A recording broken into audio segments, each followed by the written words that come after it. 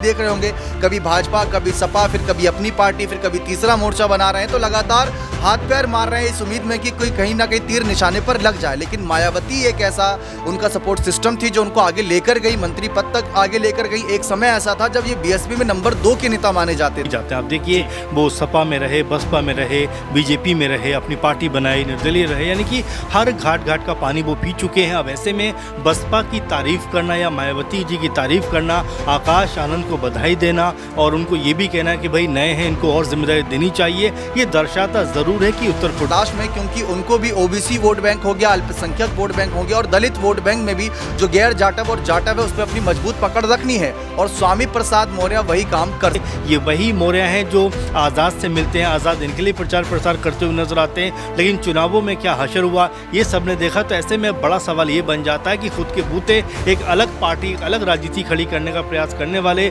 मौर्य के एक बार फिर से बसपा। तो क्या मायावती करेंगी स्वामी प्रसाद मौर्य को माफ? क्या बीएसपी में मिलेगी स्वामी मौर्य को बड़ी जिम्मेदारी?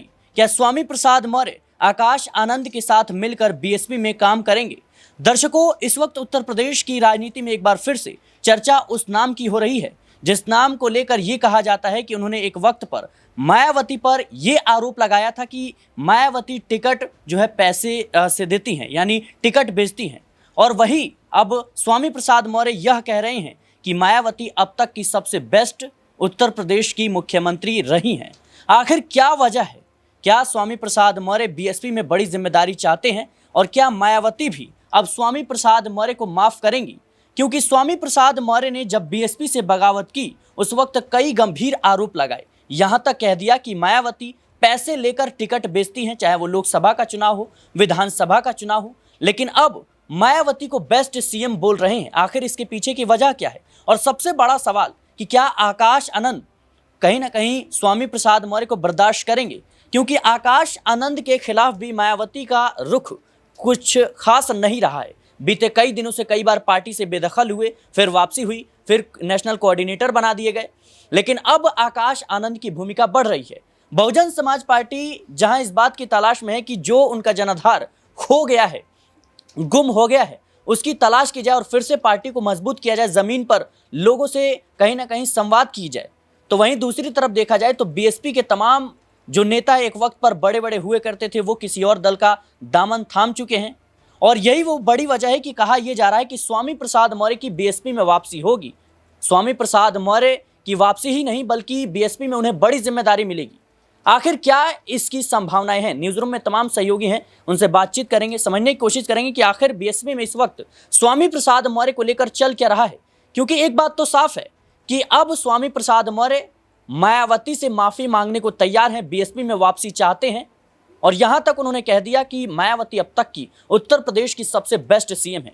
दीपक जी मेरे साथ मौजूद है। दीपक जी, कैसे देख रहे हैं आप स्वामी प्रसाद मौर्य जो एक वक्त पर यह कहा करते थे कि मायावती पैसे लेकर टिकट बेचती हैं और भारतीय जनता पार्टी में चले जाते हैं, फिर समाजवादी पार्टी का रुख करते हैं, फिर अपनी पार्टी जो है बनाते हैं, लेकिन अब एक बार फिर से बीएसपी की तरफ उनका रुख नजर आ रहा है? कैसे देखते? देखिए, कहीं ना कहीं जैसा कि आपने बताया, टिकट बेचने का जो आरोप लगता था वो तो था ही, और साथ ही साथ परिवारवाद का भी आरोप था। जो इनके बेटे और बेटी थे उनको लेकर भी चर्चा थी कि स्वामी प्रसाद मौर्य चाहते थे कि उनके बेटे और बेटी को भी आगे किया जाए। लेकिन अगर आज आप नज़ारा देखेंगे तो उनकी बेटी बीजेपी के साथ है और उनका बेटा कांग्रेस के साथ। तो परिवारवाद का मुद्दा तो स्वामी प्रसाद मौर्य ने खत्म कर दिया, यहाँ तक कि उनके बेटा बेटी ही इनका साथ नहीं दे रहे। तो ये उम्मीद कर रहे मायावती इनका साथ दे दें।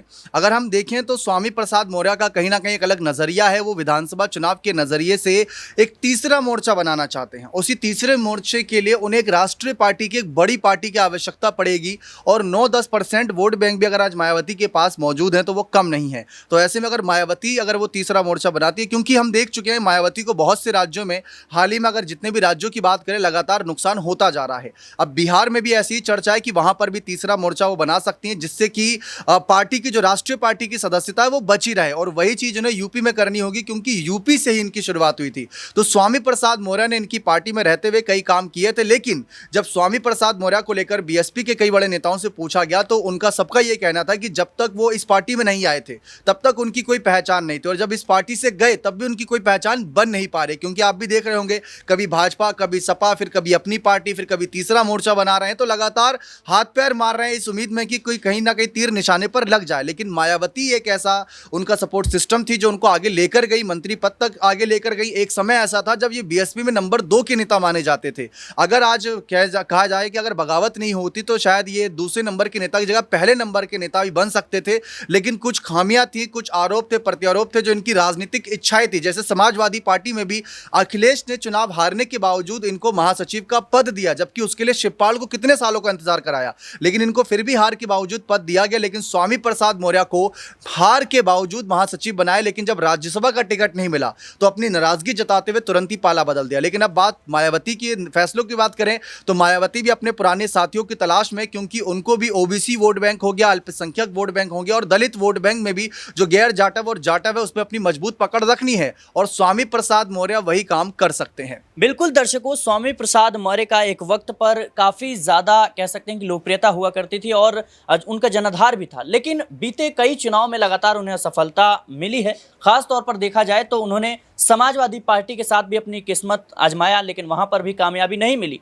चंद्रशेखर आज़ाद के साथ मिलकर लोकसभा चुनाव में जो है लड़ने की कोशिश की, लेकिन वहां चौथे नंबर पर रहे थे और उसके बाद से उनके राजनीतिक भविष्य को लेकर सवाल उठने लगे।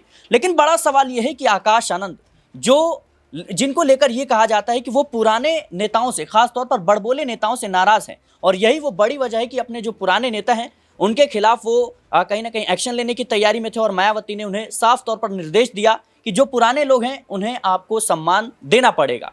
बड़ा सवाल यह है कि स्वामी प्रसाद मौर्य को बर्दाश्त कर पाएंगे आकाश आनंद। मेरे साथ अमन सर मौजूद हैं। सर, देखा जाए तो जिस तरीके से आकाश आनंद के खिलाफ भी मायावती के कई रुख हैं, वो साफ दर्शाते हैं कि मायावती कहीं ना कहीं कभी उन्हें पार्टी से बाहर करती हैं, कभी फिर से उन्हें नेशनल कोऑर्डिनेटर का पद दिया जाता है। हाल ही में मायावती ने कहा था कि आपको पुराने जो साथी हैं, सहयोगी हैं, जो पार्टी के साथ जुड़े हुए हैं लंबे समय से, उनको सम्मान देना पड़ेगा। और स्वामी प्रसाद मौर्य इसमें कोई दो राय नहीं है कि वो पुराने नेता हैं, लेकिन बड़ा सवाल ये कि बड़बोलापन उनका काफी ज्यादा मायने रखता है। क्या लगता है आपको, आकाश आनंद उन्हें बर्दाश्त कर पाएंगे? देखिए, बिल्कुल स्वामी प्रसाद मौर्य जैसे नेता वो पुर्जे हैं जो हर गाड़ी में कहीं ना कहीं फिट होने की कोशिश करते हैं और हो भी जाते हैं। आप देखिए, वो सपा में रहे, बसपा में रहे, बीजेपी में रहे, अपनी पार्टी बनाई, निर्दलीय रहे, यानी कि हर घाट घाट का पानी वो पी चुके हैं। अब ऐसे में बसपा की तारीफ करना या मायावती जी की तारीफ करना, आकाश आनंद को बधाई देना और उनको ये भी कहना कि भाई नए हैं, इनको और जिम्मेदारी देनी चाहिए, ये दर्शाता ज़रूर है कि उत्तर प्रदेश की राजनीति में अब शायद सियासी तौर पर एक अलग तरह की हलचल मचती हुई दिखाई पड़े। क्योंकि आप देखिए, ये वही मौर्य हैं जो आज़ाद से मिलते हैं, आज़ाद इनके लिए प्रचार प्रसार करते हुए नजर आते हैं, लेकिन चुनावों में क्या हशर हुआ ये सब ने देखा। तो ऐसे में बड़ा सवाल ये बन जाता है कि खुद के बूते एक अलग पार्टी, एक अलग राजनीति खड़ी करने का प्रयास करने वाले मौर्य के एक बार फिर से बसपा के साथ चलने का अपना जो कह सकते हैं कि अब प्लान है वो करते हुए नजर आ सकते हैं। और साथ में क्या आकाश आनंद को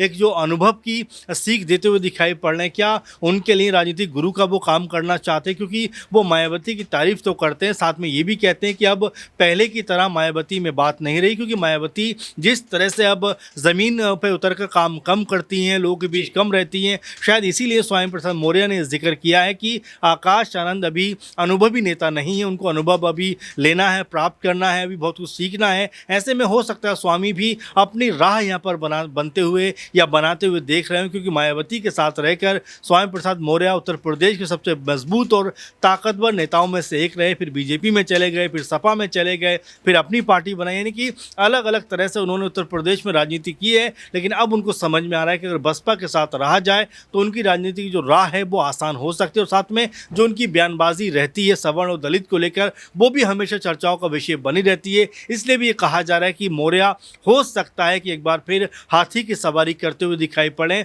और 27 से पहले उत्तर प्रदेश में जो राजनीतिक समीकरण है वो यहाँ पर बदलते हुए नजर आए। बिल्कुल दर्शकों, साल 2027 में उत्तर प्रदेश में विधानसभा के चुनाव होने हैं, लेकिन उससे पहले बीएसपी पार्टी जमीन पर एक्टिव नजर आ रही है। लगातार जो पुराने सहयोगी हैं उनको जोड़ने की कोशिश में है, और कहा यह भी जा रहा है कि जो नेता पार्टी छोड़कर चले गए, बगावत करके चले गए, उन तमाम नेताओं की माफी अब मायावती करती हुई नजर आएंगी। पार्टी में उनकी वापसी होगी, क्योंकि पार्टी अपना जनाधार खो चुकी है। लोकसभा चुनाव में 400 से ज़्यादा सीटों पर चुनाव लड़ने के बावजूद एक भी सीट पर सफलता नहीं मिलती है और यही वो बड़ी वजह है कि मायावती कहीं ना कहीं पार्टी को एक बार फिर से अगले मुकाम पे, बड़े मुकाम पे पहुंचाने की पूरी कोशिश में, और ऐसे में उनको ज़रूरत है कुछ बड़े चेहरों की। देखना होगा कि स्वामी प्रसाद मौर्य को बीएसपी में कौन सी वो बड़ी जिम्मेदारी मिलती है और क्या वाकई में उनकी वापसी होती हुई नजर आएगी, क्योंकि संकेत तो पूरे मिल रहे हैं। फिलहाल इस पूरे मुद्दे को लेकर आपकी क्या राय है हमें कमेंट बॉक्स में जरूर बताएं। देश और दुनिया की तमाम खबरों के लिए बने रहे नेक्स्ट 9 आवाज के साथ।